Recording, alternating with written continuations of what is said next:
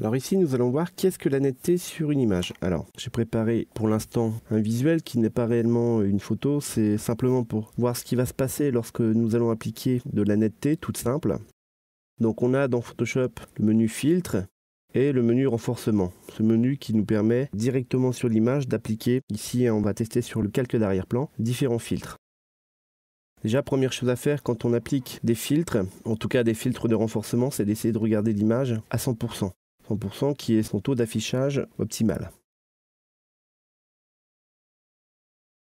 Donc ici, j'ai appliqué un dégradé sur lequel j'ai appliqué différentes lettres pour voir la réaction des filtres.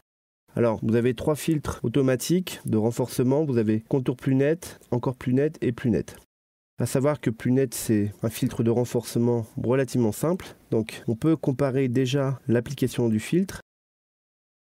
Et donc, ce qu'il faut comprendre, c'est lorsque vous appliquez du renforcement sur une image, ça exagère automatiquement les contrastes entre les pixels clairs et les pixels foncés. Donc là, on peut le voir sur cette lettre, par exemple. On peut le voir également, surtout sur le grain ici. J'avais appliqué une sorte de grain photo sur l'image. Et lorsque j'applique un filtre de renforcement, peu importe lequel, j'ai une exagération des tons clairs.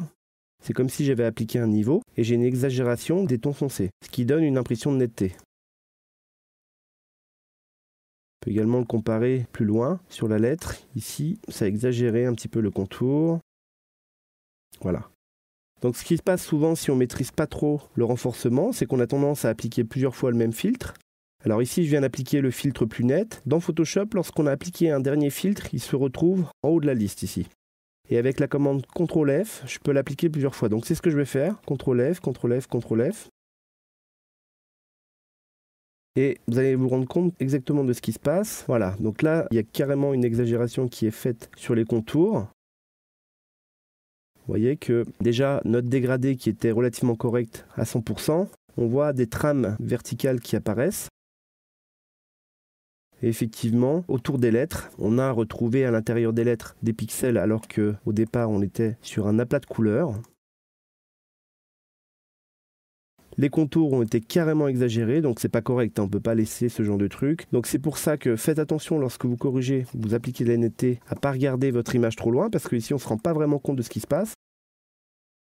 La seule chose qu'on a pu voir, c'est ici, par-dessus le grain photo, on voit bien l'exagération. Par contre, sur le reste de l'image, c'est pas tellement visible. Donc toujours essayez malgré tout de zoomer sur l'image. Et là, on voit bien le problème. Mon image est à 100% dans Photoshop. On voit le souci apparaître ici sur les lettres. Également ici. Voilà, donc pour simplifier, voilà, lorsque vous appliquez des renforcements sur une image, Photoshop détecte automatiquement les pixels clairs des pixels un petit peu plus foncés et il va faire une barrière entre les deux et il va les exagérer, ce qui va vraiment donner une impression de netteté. Et vous voyez donc la frange entre les deux a été complètement exagérée, ce qui n'est pas terrible lorsqu'il y a trop de netteté. Donc nous, ce qu'on essaiera de faire, c'est de sélectionner qu'une partie de l'image, la plupart du temps, pour appliquer une netteté que sur les contours, ou sur certaines portions de l'image. On fera attention de ne pas trop exagérer comme ici. Voilà.